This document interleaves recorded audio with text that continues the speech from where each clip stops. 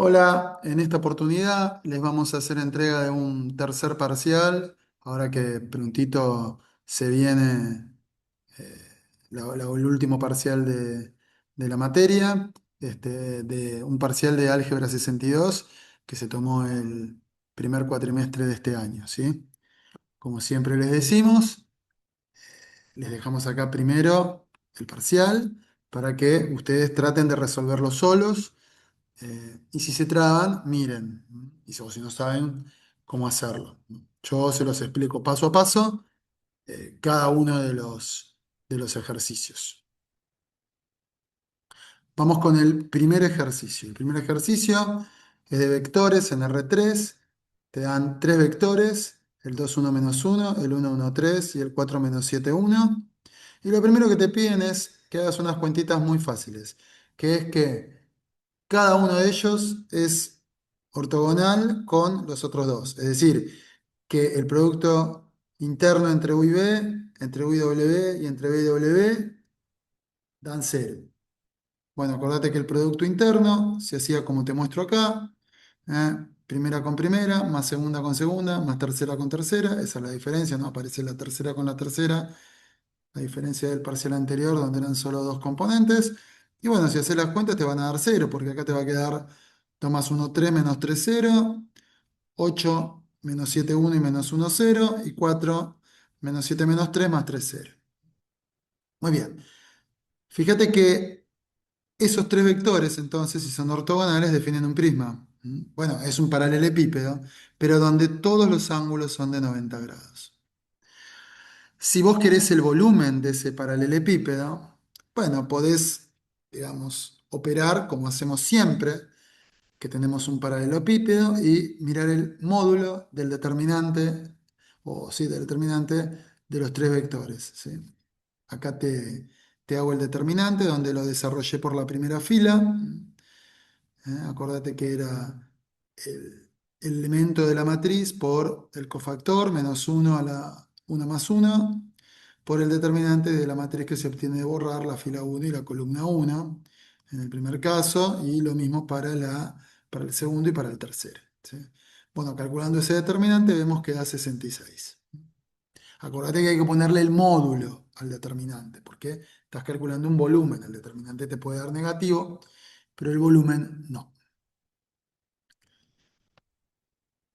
Entonces acá lo que sí quiero comentarte es que, bueno, en este caso en particular, como los ángulos son todos 90 grados, ¿sí? Y U es perpendicular o es ortogonal a B y ortogonal a W, en este caso en particular el volumen directamente lo podés calcular como la multiplicación de los tres lados, ¿sí? Que serían las tres normas, ¿m? La norma de U, la norma de B y la norma de W.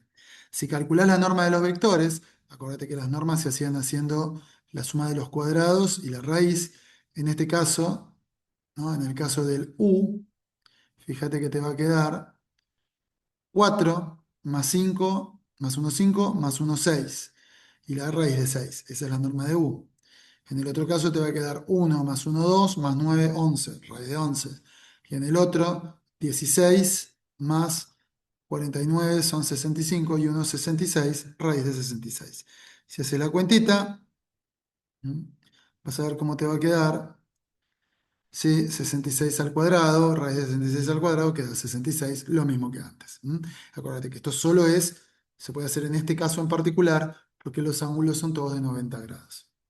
Si querés las áreas, que también te las piden, bueno, son seis caras, pero en realidad los pares opuestos van a tener la misma área, así que en realidad tenés que hacer solo tres caras. Y acordate que, en general, para sacar el área de un paralelogramo se hacía la norma del producto vectorial.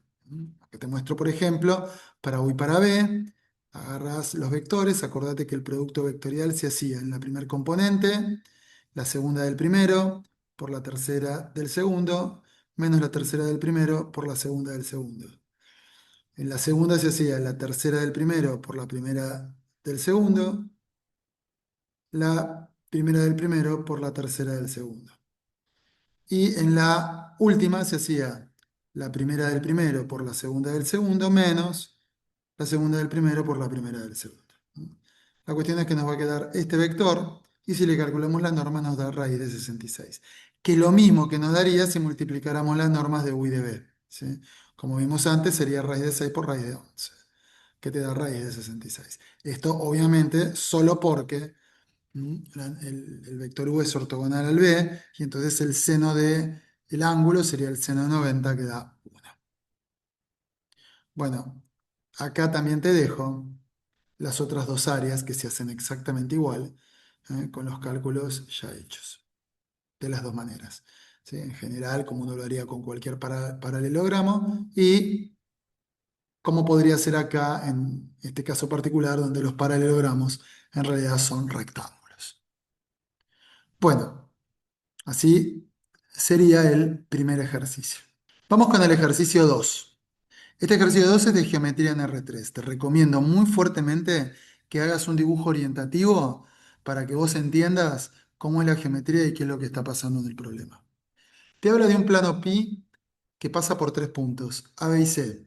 Acá se ven claramente los tres puntos A, B y C y el plano que pasa por los tres puntos. ¿Sí? Y entonces te piden, bueno, que encuentres una ecuación cartesiana de ese plano, pero además que encuentres la ecuación de una recta que pasa por el 1, 1, 0, que podría ser uno de estos puntos que está por acá. ¿Sí? No necesariamente del plano, ni siquiera este de la intersección, nada. Un punto cualquiera pasa por ahí. Pero tiene que ser paralela al plano pi, como se ve acá, ¿ves? Tiene la misma dirección que este plano y tiene que ser perpendicular a otra recta L', que por supuesto uno lo dibuja orientativo, o sea, no tiene que dibujar el director correctamente como es, ni el punto de paso correctamente como es. Listo, una recta L' y la L perpendicular. ¿Sí? Entonces vamos primero con lo primero que pide, que es la ecuación cartesiana del plano. Para la ecuación cartesiana de un plano necesitas conocer la normal y necesitas conocer un punto de paso.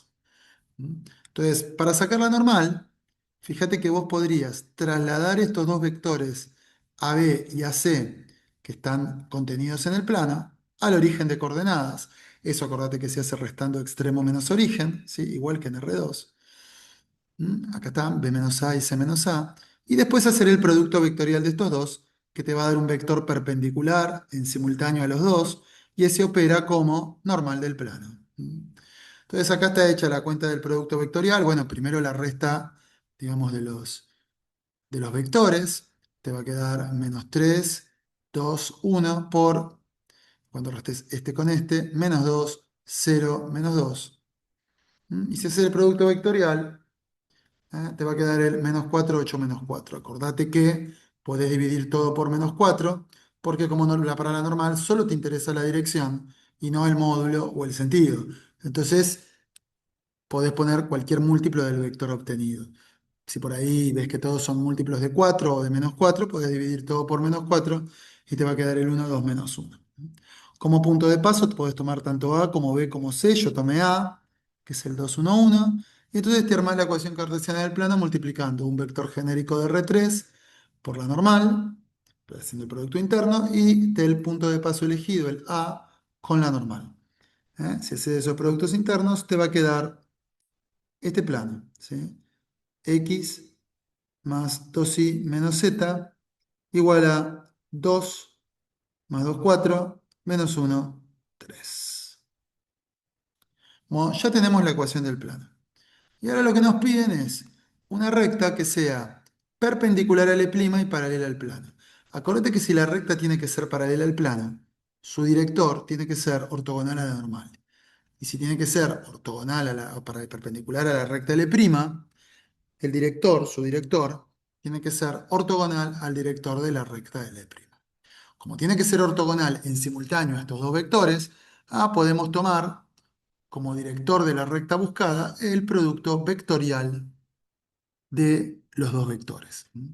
Acá se muestra el producto vectorial, ¿sí? Hecho paso a paso. En la primera componente, ¿sí? 2 por menos 1, que es menos 2, menos menos 1 por 3, que es menos 3. En la segunda, menos 1 por 2, que es menos 2, menos 1 por menos 1, que es menos 1. Y en la tercera, 1 por 3, que es 3, menos 2 por 2, que es 4.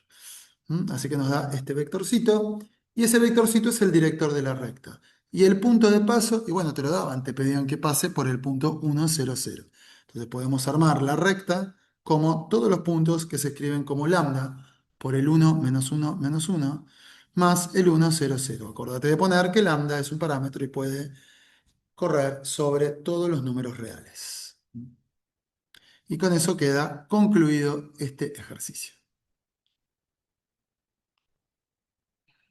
Bueno, el tercero también es de geometría, pero ya involucra un poco el tema de las proyecciones y las distancias. Obviamente, como es un problema de geometría, de vuelta, mi sugerencia es que hagas un dibujo orientativo.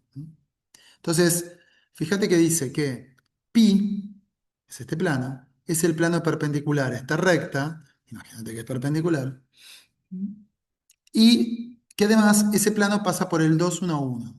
2, 1, 1, por supuesto, no es un punto de la recta, es otro punto, pasa por acá.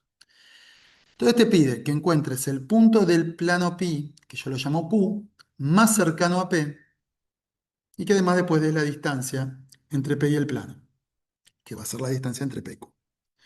Entonces, bueno, primero yo me tomé la molestia de conseguir la ecuación cartesiana del plano de la misma manera que hicimos el otro, multiplicando un punto genérico de R3 con la normal y el 2, 1, 1, que es el punto de paso del plano, con la normal. Claro, ¿qué tomamos como normal? Y bueno, si se supone que el plano es perpendicular a la recta, el director de la recta y la normal del plano son vectores paralelos. En particular, se puede tomar como normal del plano el mismo director de la recta L, que es este menos 1, 3, 1. Es lo que tomamos acá. ¿Mm? Haciendo estas cuentas queda menos x más 3y más z. Y bueno, esto va a quedar menos 2 más 3 1 y uno más 2. Bueno, esa es la ecuación del plano. Ahora, podríamos escribir también la ecuación de la recta L'. ¿Cuál es la recta L'? La recta L' es una recta inventada que también es perpendicular al plano, pero que pasa por P.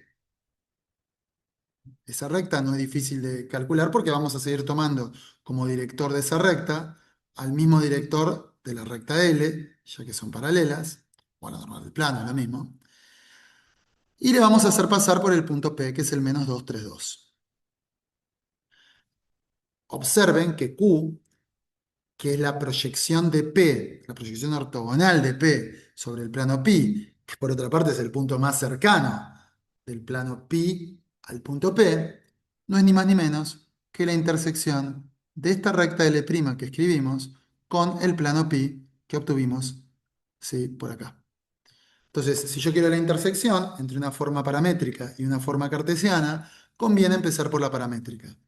Si el punto Q tiene que ser un punto de la recta L', bueno, entonces el punto Q va a tener que poder escribirse de esta forma con algún valor de lambda, es decir, menos lambda menos 2, 3 lambda más 3, lambda más 2. ¿Sí? Esta sería la coordenada X, esta la Y y esta la Z. ¿Mm? Y si además pretendemos que el punto Q pertenezca también al plano pi, y bueno, debe satisfacer esta ecuación cartesiana del plano pi, es decir, menos la X más 3 veces la Y más la Z debería dar 2. Desarrollando un poco esto, nos va a quedar que lambda es menos 1. Y reemplazando ese menos 1 en la expresión que habíamos obtenido del punto Q, es decir, poniéndolo acá, nos va a quedar, bueno, el menos 1, 0, 1. Ese es el punto del plano más cerca de P. Y si queremos la distancia de P al plano, bueno, basta con ver la distancia entre P y Q. La distancia entre dos puntos se calculaba como la norma de Q menos P, igual que en R2. Así que restamos el punto Q obtenido menos el P que nos daba. Nos va a quedar el 1 menos 3 menos 1. Y si hacemos la suma de los cuadrados y le tomamos la raíz cuadrada, nos queda raíz de 11 como distancia. Así que bueno, estos últimos dos problemas que son de geometría, fíjate cuánto nos ayudó a hacer un dibujo orientativo para entender un poco qué, digamos, cuál vector es perpendicular a cuál, qué pedir. Me parece a mí que eso es muy importante en los ejercicios de geometría. Por ahí lo que perdés es respecto al parcial anterior, que capaz los dibujos los podías hacer más fidedignos, porque en R2 uno puede dibujar mejor. En R3 son más cualitativos, pero sirven igual. Bueno, pasemos al siguiente problema. Acá ya vienen los problemas de transformaciones lineales. ¿Mm? Entonces, acá nos dicen que nos dan una transformación lineal definida a partir de una matriz y nos piden que encontremos todos los valores de alfa para los cuales la imagen del cubo unitario, es decir, el cubo determinado por los versores E1, E2, E3, es un paralelepípedo, pero de volumen 16. Entonces, ¿qué hay que recordar? Que cuando nosotros transformamos el cubo unitario, nos va a dar un paralelepípedo. Y si queremos el volumen de ese paralelepípedo, pues bien, nos tiene que dar 16. Ahora, ¿cómo calculamos el volumen del paralelepípedo transformado del cubo unitario? Y como el determinante de la matriz de la transformación lineal, por el volumen del cubo unitario. Pero el volumen del cubo unitario, por ser unitario, es 1. Así que, en definitiva, lo que nos queda es que el determinante de la matriz de la transformación lineal debería ser 16. Entonces, escribimos la matriz de la transformación lineal y yo acá lo desarrollé por la segunda fila. Nos queda 3 por menos 1 a la 2 más 1, por la posición, por el determinante del menor que se obtiene de borrar, fila 2 columna 1, menos 1, 1, 1, 3. Y lo mismo con este, alfa por menos 1 a la 2 más 2 por el determinante del menor que se obtiene de borrar, fila 2 columna 2, 2, 1, 2, 3. Bueno, haciendo ese determinante y pidiendo que dé 16, podemos ver que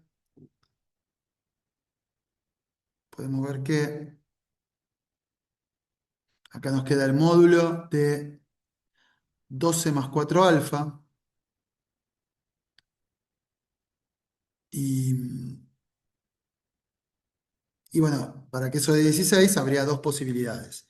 Que 12 más 4 alfa de 16 o que 12 más 4 alfa de menos 16. Así que lo que nos va a quedar son estos dos valores de alfa. Y eso responde a la primera pregunta.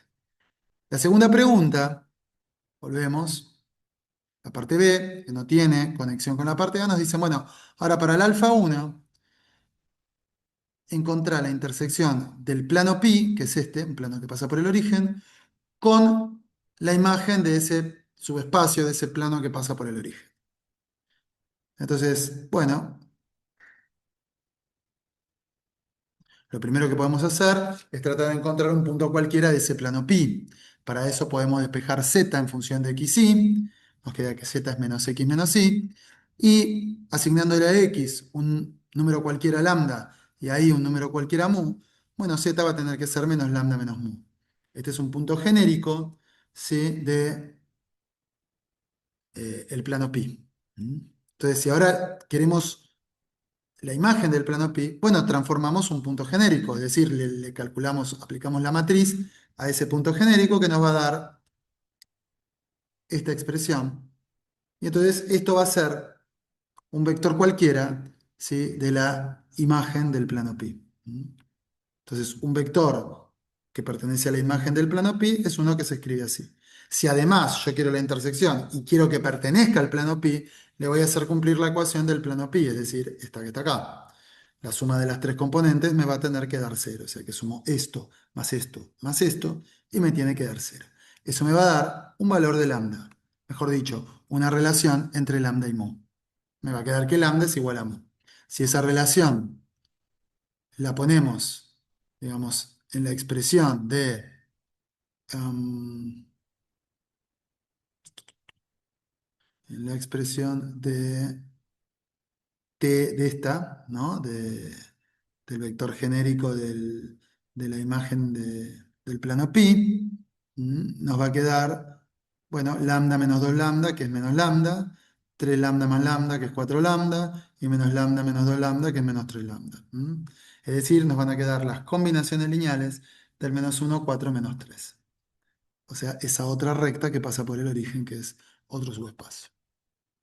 Bueno, y esta sería la intersección. Bien, muy bien. Y ya apuntándole al último ejercicio, nos dicen que T es una proyección sobre una recta que pasa por el origen y nos piden que calculemos la intersección del núcleo de T con otra recta L' que nos dan por ahí. Bueno, y acá algo interesante es que uno a veces, digamos, va con los ojos cerrados y empieza a calcular cosas que no hacen falta. Por ejemplo, la verdad, la matriz de la proyección no me hace falta. Lo único que me hace falta saber es que el vector director de la recta se proyecta sobre sí mismo, es decir, el transformado del vector director me tiene que dar el mismo.